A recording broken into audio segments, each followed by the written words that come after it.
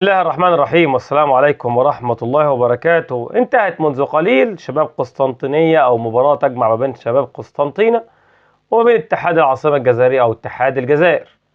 مباراة في دور الثمانية في دوري أو في الكونفدرالية الإفريقية. طبعا زي ما احنا عارفين إن الفرقتين حتى على مستوى الدوري الممتاز الجزائري، فرقة شباب قسطنطينة كانت بتتصدر مجموعتها أو بطلعت تاني مجموعتها في الكونفدرالية، ولكن في الدوري مركزها التاسع في الدوري برصيد 26 نقطة. أما اتحاد العاصمة أو اتحاد الجزائر فترتيبه الثالث في الدوري الجزائري برصيد 33 نقطة.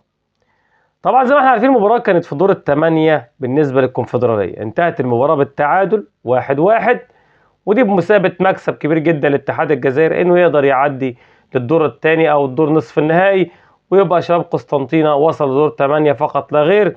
اما اتحاد الجزائر فسيكمل عقد المتأهلين بإذن الله. نتمنى التوفيق للفرقتين ولكن الأقرب بنسبة كبيرة جدا اتحاد الجزائر.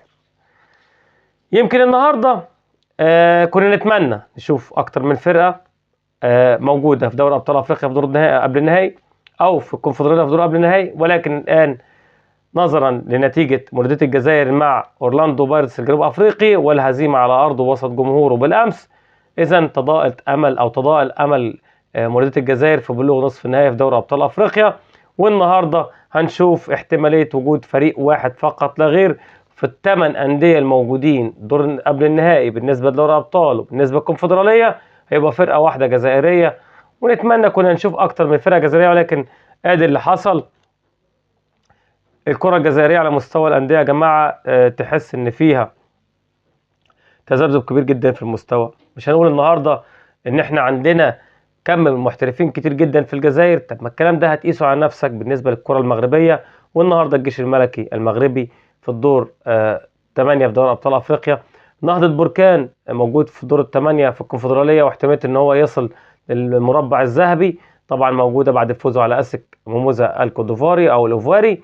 طبعا مش حجة إن إحنا نقول النهارده إن اللعيبة الجزائريين كلهم خارج الجزائر، لا، أنت عندك برضو تألق كبير جدا للفرق المغربية، ايا كان الوداد المغربي، ايا كان الجيش الملكي او الرجاء على مستوى، او نهضة بركان على مستوى البطولات الافريقيه. ولكن الكره الجزائريه على مستوى الانديه فيها تراجع كبير جدا خلال هذه الفتره، وما بدناش بنشوف او ما بقيناش بنشوف مولودية الجزائر في نهائي دوري ابطال، او بنتكلم في اتحاد الجزائر اللي كان كسب الاهلي المصري من موسمين في كاس السوبر الافريقي، وكان حصل ساعتها على الكونفدراليه. لكن النهارده بنشوف فريق واحد في الجزائر سيصل إلى الدور قبل النهائي في الكونفدرالية. والسلام عليكم ورحمة الله وبركاته.